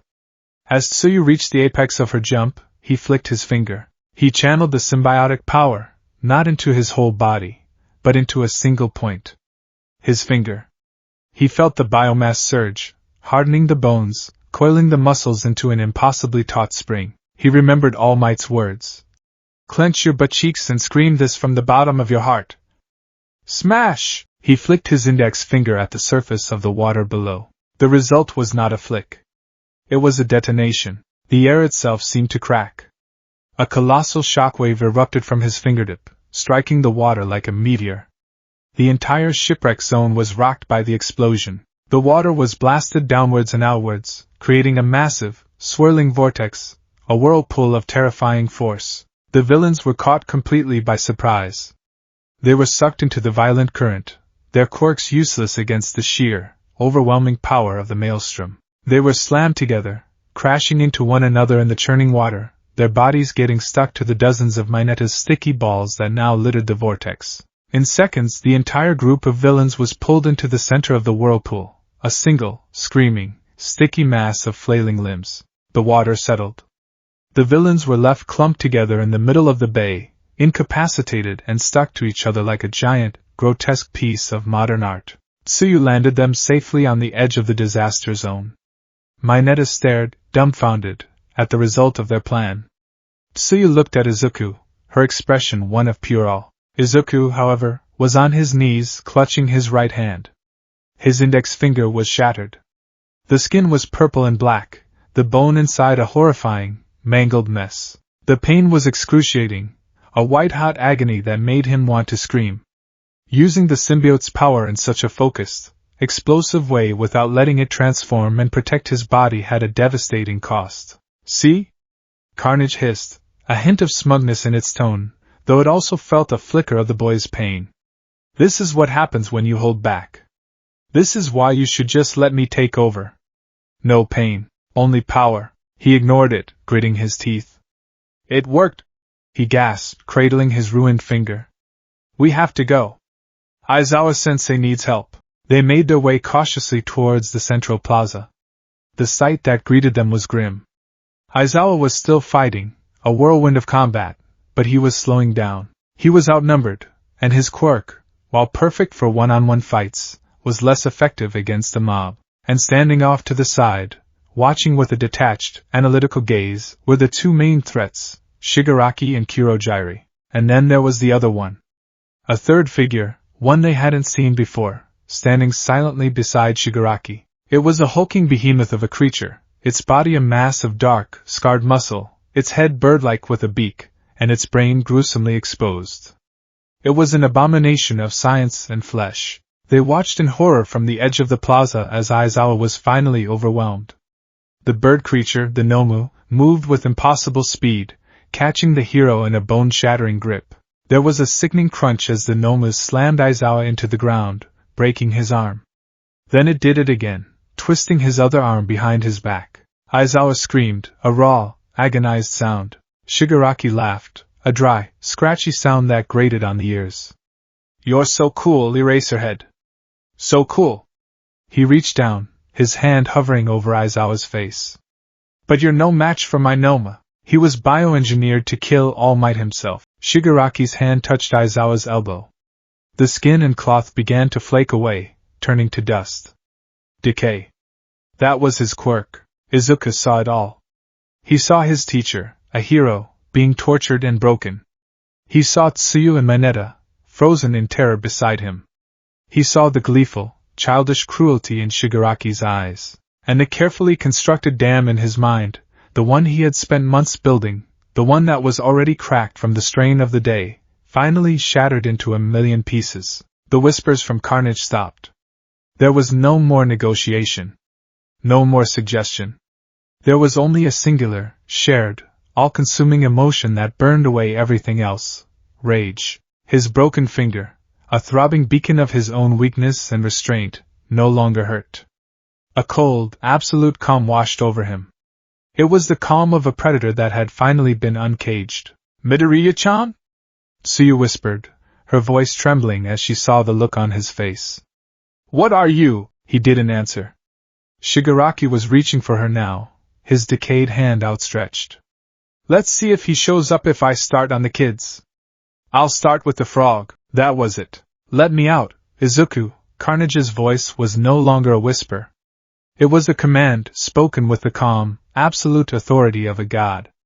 They are hurting our friends. They are breaking our toys. This is not the game. Let me show them how it's played. Izuku's response was not a word. It was a feeling. A silent, terrifying consent. Save them. The transformation was instantaneous and violent. There was no slow build-up, no partial metamorphosis. One moment, Izuku Midoriya was there, a trembling boy with a broken finger. The next, a monster stood in his place. Red and black biomass exploded from his body, not just covering him, but remaking him. He shot up to a terrifying 7 feet, his form lean and wiry, a grotesque parody of human anatomy. His arms became permanent, razor-sharp scythes. Tendrils writhed from his back like living wings. His face was a mask of chaos, the jagged white eye patches expressive and hateful, the fanged maw stretched into a grin of pure, murderous ecstasy. His terrified green eyes were gone, completely submerged in the crimson tide. This wasn't a half measure. This wasn't Izuku using Carnage's power. This was Carnage unleashed. Reiha! The shriek that tore from its throat was not human. It was the sound of reality tearing. It was a declaration of war from a being that saw war as the ultimate art form. Shigaraki froze, his hand inches from Tsuyu's face. He turned, his red eyes widening behind the hand on his face. The Nomu, still holding the broken Aizawa, tilted its bird-like head, its exposed brain pulsating slightly. Every villain in the plaza stopped what they were doing and stared at the new arrival. Carnage moved. It wasn't a run or a leap. It was an explosion of motion, a red blur that cleared the distance to the plaza in a single bound. It landed between Shigaraki and Tsuyu, its clawed feet digging into the stone tiles. Well, it rasped, its voice a layered, distorted version of Izuku's, bubbling with wet, predatory amusement. Look at all the new playmates. And here I thought this party was getting boring. Shigaraki took a step back, a flicker of something, fascination? Confusion, in his eyes. And who are you supposed to be? Another one of the hero's little pets? Carnage's grin widened, a horrifying sight. Pet? Oh no. It raised a side hand and pointed a long, sharp talon at Shigaraki. We're the Chaos, and you. It tilted its head, its voice dropping to a conspiratorial whisper. You look like you know how to have fun. Without another word it lunged. Not at Shigaraki, but at the Noma. It was a clash of titans. Chaos versus brute force. The Noma was pure, bioengineered strength and shock absorption. It swung a fist that could pulverize concrete. Carnage, however, was fluid. It was unpredictable. It didn't meet the blow. It dissolved, its body becoming a mass of writhing tendrils that flowed around the punch, reforming instantly on the other side. Too slow, birdie! It cackled, its sides flashing. They raked across the Noma's dark flesh, leaving deep gouges. But the wounds healed almost instantly, the flesh knitting itself back together. Ooh, a toy that fixes itself. I love it! Carnage shrieked with delight. The fight was a blur of violence. The Noma was a sledgehammer, its blows shaking the very foundations of the USJ. Carnage was a whirlwind of blades, a dervish of destruction. It couldn't seem to inflict lasting damage on the creature, but the Noma couldn't land a single solid hit on Carnage's constantly morphing, liquid body. It was like trying to punch water. Shigaraki watched, his scratching becoming more frantic. What is that quirk? It's not in the files. Regeneration? Transformation? He's as strong as All Might, but he's insane. He looked from the crimson monster to the terrified students. A slow, greedy smile spread across his chapped lips. What a wonderful quirk. Back at the entrance, the door suddenly blasted open, blown off its hinges. All Might stood there, and he was not smiling. His face was a thundercloud of rage. Have no fear, for I am here. His iconic catchphrase was delivered not with booming reassurance, but with cold, hard fury. He took in the scene in an instant, his students terrified. Aizawa, broken and bleeding on the ground, and in the center of it all, a crimson demon of his own making, locked in a chaotic, cackling battle with a monster designed to kill him. For a terrifying moment, looking at the laughing, blade-wielding creature, he didn't see young Midoriya. He saw a villain more terrifying than any he had ever faced. He saw pure, unadulterated carnage. And he had no idea if he was here to save it, or to stop it. The arrival of All Might was like the sun breaking through a storm. Hope, raw and powerful, surged through the terrified students. But the storm at the center of the plaza was still raging, a vortex of crimson chaos that seemed to have a gravity all its own. All Might's eyes, shadowed and grim, took in the horrific tableau. Aizawa, his friend, broken and bleeding. His students, huddled and afraid. And the two monsters locked in their macabre dance. He saw the hulking Nomu, an abomination of science, and his successor, an abomination of a different kind, a boy possessed, wearing a devil's skin and laughing a devil's laugh. Get away from him! All Might roared, his voice a physical force that shook the dome. He moved, a golden blur of motion, scooping up the injured Aizawa in one arm and appearing beside Tsuyu, Mineta, and the now conscious Carnage in the blink of an eye. Carnage, its battle with the Nomu interrupted, whipped its head around. Its jagged, white eye patches narrowed as they focused on the symbol of peace. The wide, manic grin remained, but the energy behind it shifted. The joyous chaos was now tinged with a competitive, predatory hunger. All Might. It rasped, the name tasting strange and new in its fluid mouth. The voice was still a distorted version of Izuku's, a grotesque mockery of the reverence the boy held for the hero. Look what the cat dragged in. The biggest toy in the whole sandbox. Finally! A real challenge. All Might ignored the creature, his focus on his students. Take Aizawa-kun and get to the entrance. He doesn't have much time. His gaze fell upon the monstrous form of his successor. The disappointment and horror in his eyes were a palpable weight. "I'll handle this. Tsuyu," her composure finally breaking, grabbed the unconscious Aizawa, her tongue lashing out to help Mineta carry him. As they scrambled away, All Might turned to face the villains. He stood between Shigaraki's forces and the path to his students, a mountain of muscle and righteous fury. "Now," All Might said, his voice dropping to a low, dangerous growl. "It's your turn." He charged, ready to end the fight. But Carnage had other plans. "Our turn!" It shrieked, launching itself past All Might with impossible speed, a red and black missile aimed directly at the Nomu. "He's mine!" The symbiotic monster was a whirlwind of rage and possessive glee. It saw the Nomu not as a threat, but as its personal plaything, and it would not suffer anyone, not even the symbol of peace, to take it away. This act of blatant defiance, of selfish, chaotic impulse, stunned All Might for a crucial second. "Young Midoriya, no!" he yelled, but it was too late. The battle was rejoined, but this time it was a chaotic three-way melee. All Might, trying to land decisive blows on the shock-absorbing Nomu, was constantly forced to dodge and parry the wild, unpredictable attacks from Carnage, who was lashing out at both of them with equal, indiscriminate fury. "Stop interfering!" Carnage screamed, forming a massive, bladed shield to block one of All Might's punches aimed at the Nomu. "He's no fun if you break him too quickly." Shigaraki watched from the sidelines, scratching his neck with such frantic energy that blood began to fleck under his fingernails. Yes. This is perfect.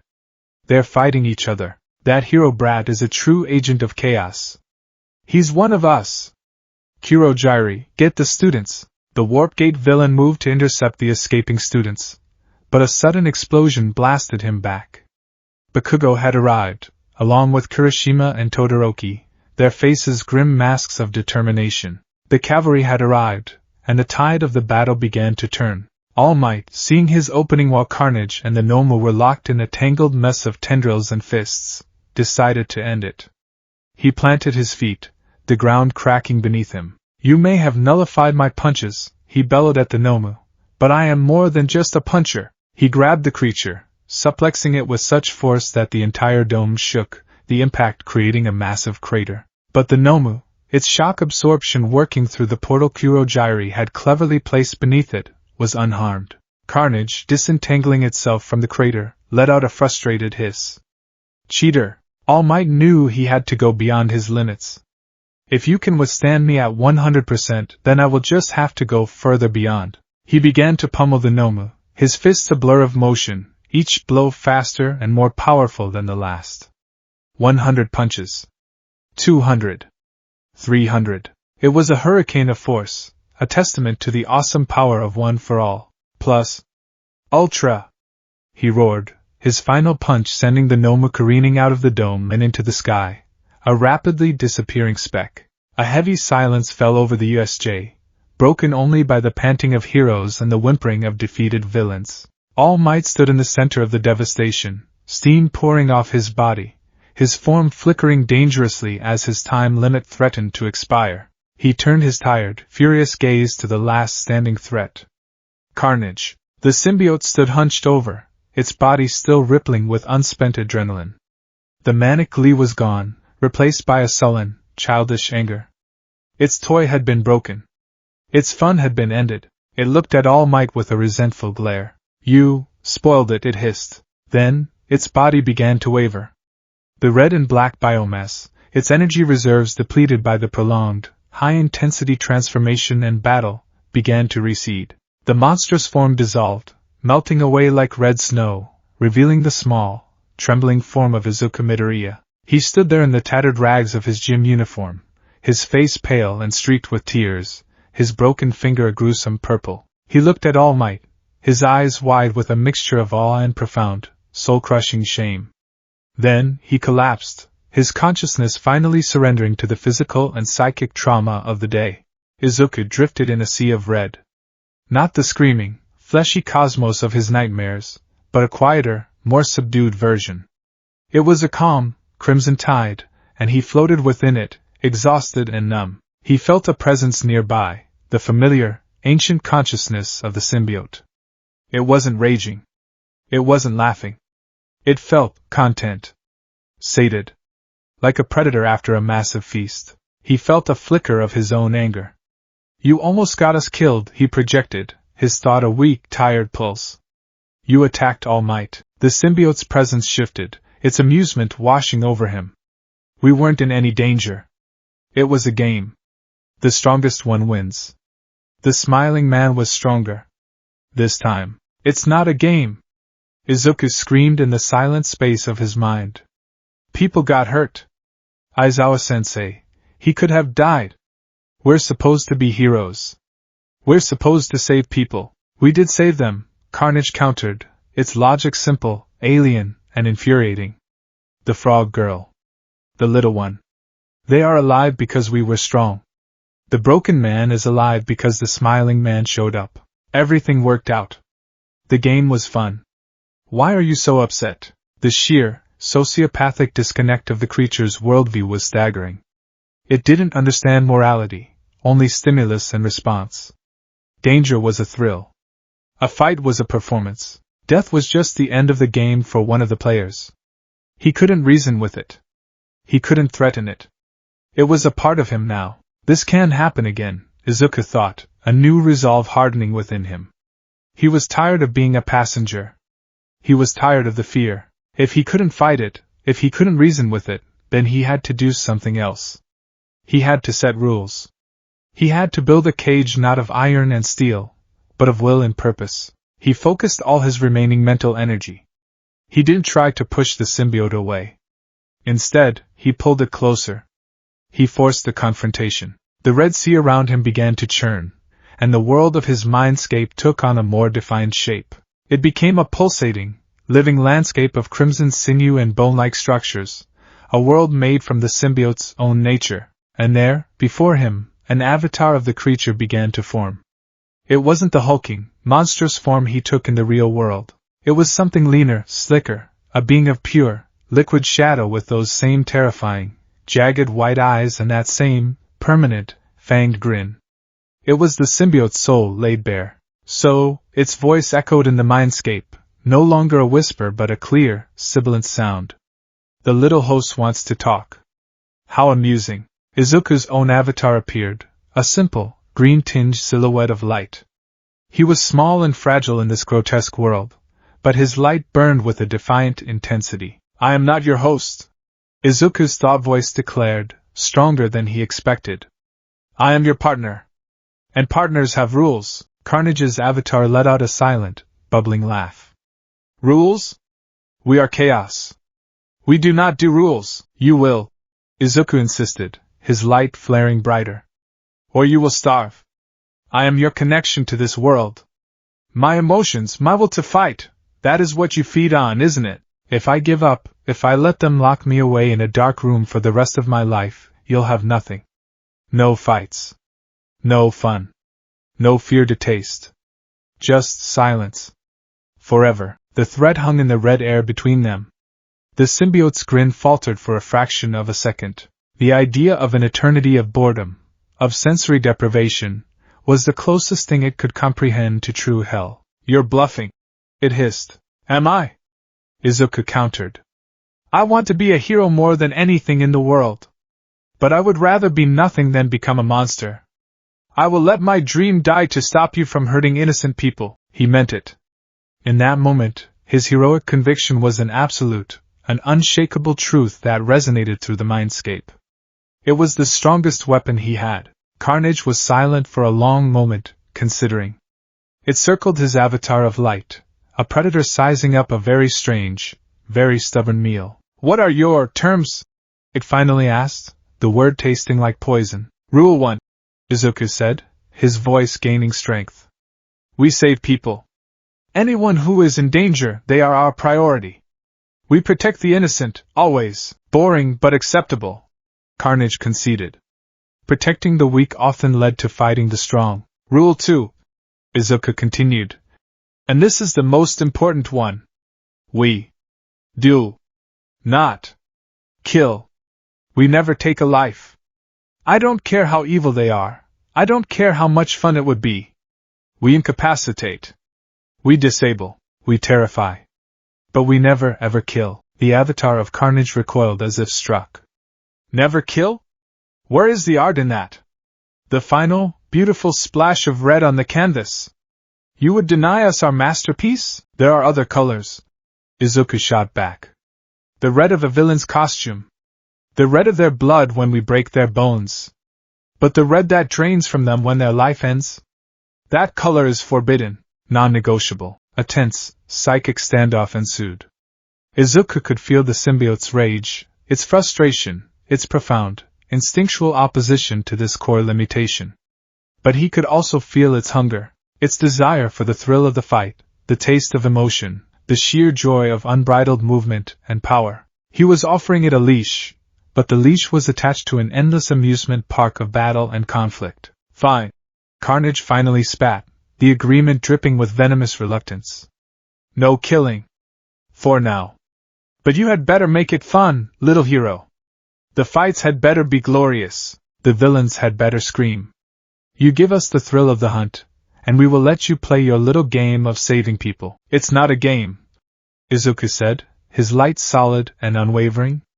It's who I am, we'll see. Carnage purred, its grin returning, sharp and patient. It was a deal with the devil, a fragile truce signed in a world of flesh and blood. Izuku had won the battle, but he knew, with a chilling certainty, that the war for his soul had only just begun. He awoke in the clean, white infirmary of Yue High. His broken finger was fully healed, not a scar remaining. Recovery Girl had done her work, but the psychic exhaustion was a physical weight, pressing him down into the mattress. Sitting in a chair by his bed was a skeletal, worried-looking Tashinori Yagi. You're awake, All Might said, his voice quiet and devoid of its usual boom. He looked older, more tired than Izuku had ever seen him. All Might. Izuku started, the shame from the USJ crashing back down on him. I'm so sorry. I lost control. I attacked you. Enough, All Might said, holding up a hand. He sighed, a long, weary sound. The other students are safe. The villains have been arrested. Aizawa will make a full recovery, though it will take time. You saved Tsuyu Ajui's life. You bought me the time I needed to defeat that Nomu. By the results, you acted heroically. He leaned forward, his elbows on his knees, his gaze intense. But the methods, my boy, the methods were pure villainy. That laughter. The joy you, or it, took in the violence. I have fought villains my entire life. I have never seen anything that reveled in chaos so completely. Izuku couldn't meet his eyes. He stared at his hands, the hands that had morphed into monstrous claws. It's a voice. In my head. It calls itself Carnage. It feeds on strong emotions. The fight at the USJ, the danger, the fear, it was too much for it. It got excited. I couldn't hold it back. He explained the truce he had just forged in his mindscape. The rules. The bargain. All Might listened patiently, his expression unreadable. When Izuku finished, All Might was silent for a long time. Finally he spoke, his voice heavy with the gravity of his decision. This changes things, he said. My original plan was to train your body to withstand one for all. But your body is no longer the problem. Your vessel is already filled with a terrible, immense power. The challenge now is not one of strength, but of will. Of control. He stood up, pacing the small room. I cannot teach you to control this thing. It is an alien consciousness, beyond my understanding. But I can teach you to be a hero in spite of it. I can help you strengthen your own will, your own heroic spirit, until it is an iron cage that this Carnage cannot break. He stopped and looked at Izuku, a new, fierce determination in his eyes. Your training is about to become much, much harder, young Midoriya. We will focus on discipline, on mental fortitude. We will drill your heroic ideals into you until they are more ingrained than the symbiote itself.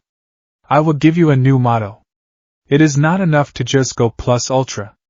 For you, it must be something more. He placed a hand on Izuku's shoulder, his grip a firm, reassuring anchor. Control, then save. In the aftermath of the USJ, Yui was transformed. Security was tightened. The press camped outside the gates like vultures. and Izuku Midoriya became a person of intense interest. He was called into a meeting with Principal Nizu Aizawa, who was covered head to toe in bandages, looking like a mummy, and several other faculty members, including the school counselor, Hound Dog. The meeting was an interrogation, albeit a polite one. They had seen the footage. They had the testimony of the other students. They had All Might's report. So, Midoriya-kun, Principal Nizu began, his beady eyes sharp and intelligent as he stirred his tea. You seem to possess what is, for lack of a better term, a sentient quirk. One with its own personality. Why, yes, sir, Izuku stammered. Hound Dog growled, a low, guttural sound. A personality that seems to enjoy wanton destruction and violence. You were a bigger threat than half the villains there. But he also saved his classmates and engaged the primary threat until All Might arrived. Aizawa countered, his voice muffled by bandages. His combat potential is off the charts. It would be irrational to expel him. But it would be equally irrational to let him continue without oversight. The decision was made. Izuku would be allowed to continue his studies at UA, but under strict probation. He was required to attend mandatory counseling sessions with Hound Dog twice a week. These sessions were less about therapy and more about psychological evaluation, a way for the school to monitor his mental state and the symbiote's influence. His first session with Hound Dog was intense. The pro-hero, whose quirk gave him a canine's appearance and senses, could literally smell Izuku's fear and the alien wrongness of the symbiote. I can smell it on you, kid, he'd growled, sniffing the air around Izuku. That thing inside, it smells like blood and ozone and something rotten. You let that thing take the driver's seat again, and I will personally put you down like a rabid dog. Understand? Izuku understood completely. The school, the heroes, they weren't just training him anymore. They were watching him. Managing him. He was a weapon they were cautiously trying to learn how to aim, all while knowing it could explode in their hands at any moment. The USJ incident had also changed his classmates' perception of him once again. The fear was still there, but now it was mixed with a grudging, awestruck respect. He had faced down monsters and laughed. He had fought alongside All Might. He had become, in a single afternoon, one of the most powerful and terrifying students in their year. A new event was on the horizon, one that UA refused to cancel despite the villain attack, the UA Sports Festival. It was the country's biggest stage, a chance for aspiring heroes to show their worth to the world, to the pros who might one day hire them. For most students, it was an opportunity. For Izuku, it was a test. A crucible. He sat in his room, the All Might poster seeming to watch him with expectant eyes. He had made a bargain with the devil on his shoulder. He was under the watchful eye of his teachers and his idol. He was feared and respected by his peers. The sports festival was his chance to prove them all wrong. And to prove them all right. He had to prove to the world that he could be a hero. He had to prove that he could control the monster within. He had to show them not just power, but heroic power. A grand stage, Carnage whispered in his mind, the thought bubbling with eager, artistic passion. A huge audience. Everyone watching. It's the perfect venue for our next masterpiece. A symphony of screams. Izuku closed his eyes, his new motto echoing in his soul. Control, then save. No! He whispered to the empty room, and to the monster within. It's going to be a symphony of hope. He wasn't sure which one of them was lying.